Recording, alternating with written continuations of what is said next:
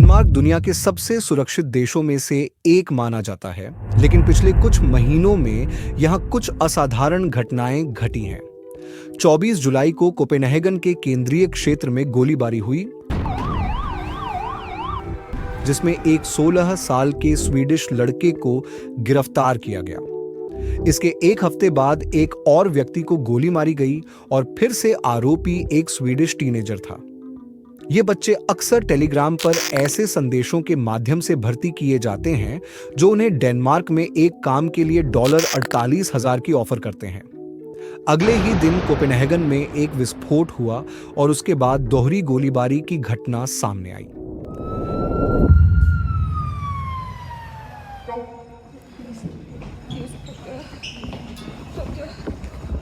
ये एक हफ्ते में स्वीडिश अपराधियों द्वारा तीसरी घटना थी।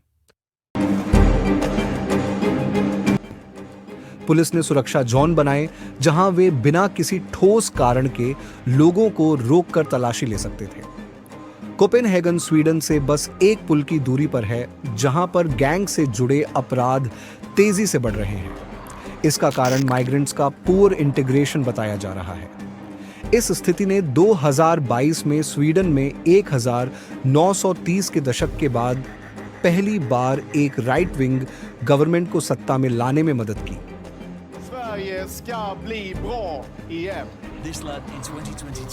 हाल के वर्षों में स्वीडन और डेनमार्क ने इमिग्रेशन पॉलिसी के मामले में ऑपोजिट पाथ्स अपनाए हैं।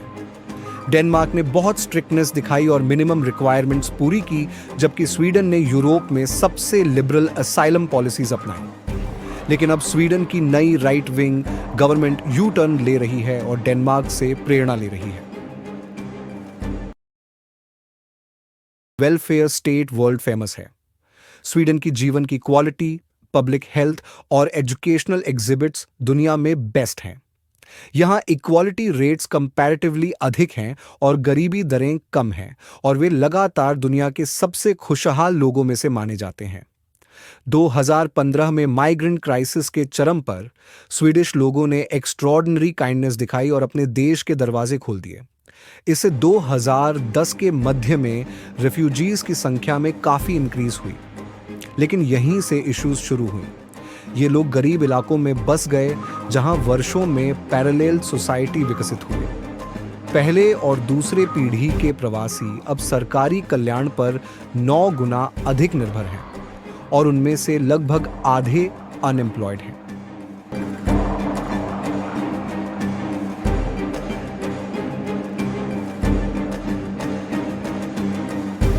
माइग्रेंट्स अक्सर गरीब कम्युनिटीज में अलग थलग रहते हैं। सबसे एक्सट्रीम मामलों में, जैसे स्टॉकहोम के उपनगर रिंकेबी में, लगभग 90% पॉपुलेशन का इमिग्रेशन बैकग्राउंड है।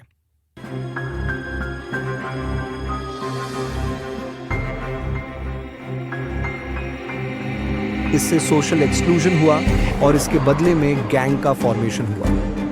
जब यूरोपीय संघ के अन्य हिस्सों में बंदूक हिंसा घट रही थी, तब स्वीडन में यह बढ़ रही थी।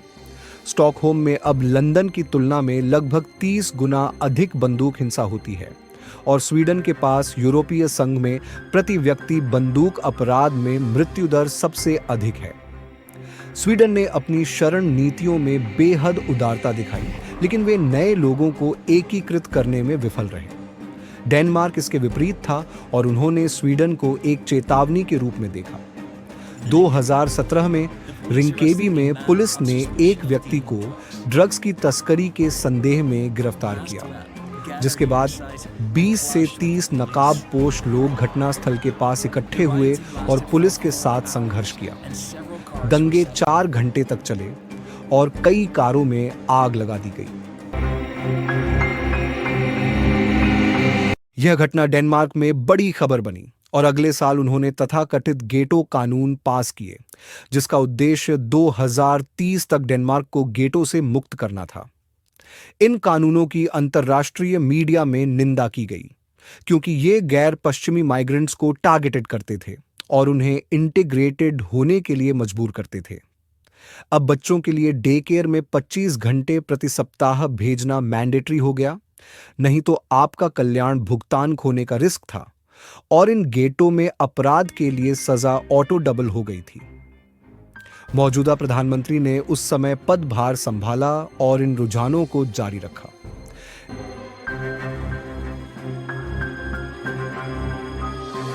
Do you feel like you're living in a ghetto? No, this is not a ghetto. But it is.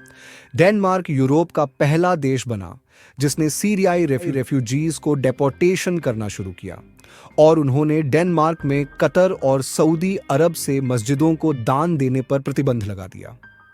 Sweden के अधिकारियों ने डेनमार्क की आलोचना की, लेकिन स्वीडन में भी जनता की राय बदल रही थी। 2018 के अंत में दक्षिणी स्वीडन के 11 अलग अलग स्थानों पर निवासी कारों में आग लगा दी गई। अगले रात 5 और कारों को आग के हवाले कर दिया गया। अप्रैल 2022 में एक डेनिश पॉलिटिशियन ने स्वीडन जाने और पब्लिक रूप से कुरान जलाने की योजना की घोषणा की।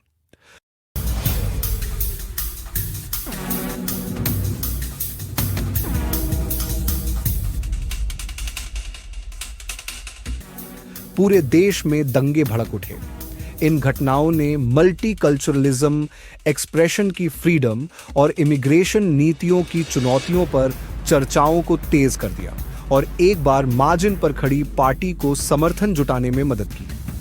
स्वीडन डेमोक्रेट्स के एक स्पोक्स पर्सन ने एक ट्वीट पोस्ट किया जिसमें उनकी पार्टी के रंगों में एक मेट्रो की छवि थी और टेक्स्ट में लिखा था, वेलकम अबॉर्ड और रिपैट्रिएशन एक्सप्रेस। अगला स्टॉप काबुल। स्वीडन डेमोक्रेट्स को अन्य पार्टियों द्वारा हमेशा अलग रखा गया था क्योंकि उनके फैशिस्ट जड़ें थीं, लेकिन उनका दावा है कि उन्होंने इस अतीत से दूरी बना ली है। उनका एक स्लोगन था, स्वीडन को फिर से महान बनाना, मेकिंग स्वीडन ग्रेट अगेन।